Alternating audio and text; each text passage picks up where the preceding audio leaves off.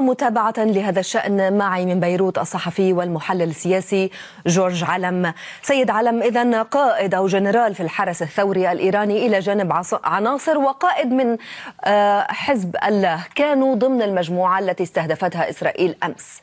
هل من معلومات حول المهمة التي كانت تقوم بها هذه المجموعة في الجولان؟ تحديدا هذه المهمة هو نوع من التعسكر أو التمركز في هذا المثلث الاستراتيجي مع إسرائيل، والذي يمتد من مزارع شبعة الجولان وصولا إلى البقاع الغربي.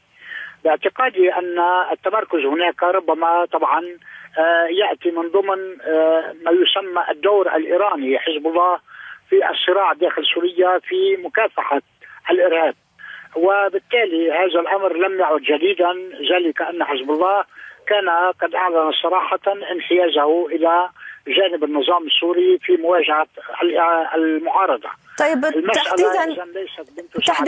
تحديدا إذا سمعنا سابقا تصريحات لحسن نصر الله هدد فيها بتحويل الجولان إلى جبهة في مواجهة إسرائيل. هل جاء هذا التواجد في المنطقة برأيك في هذا الإطار؟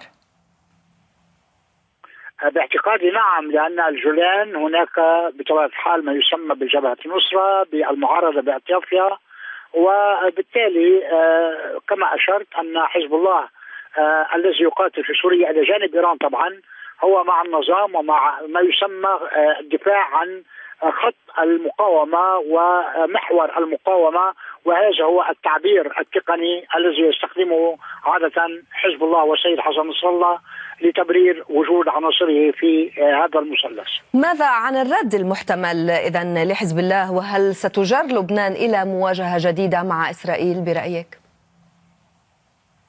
ما يتعلق بلبنان باعتقادي الجبهة سوف تبقى مستقرة. هناك الخط الأزرق، هناك القرار 1701، هناك قوات يونيفيل الموجودة في الجنوب، وبالتالي المواجهة أو فتح هذه المواجهة يعني أن هناك قرار دولي كبير، وبالتالي خرق هذا القرار باعتقادي ليس بالأمر السهل. أما فيما يتعلق بالرد من طبعا سوريا، هذا الأمر أيضا مستبعد لاعتبارات استراتيجية.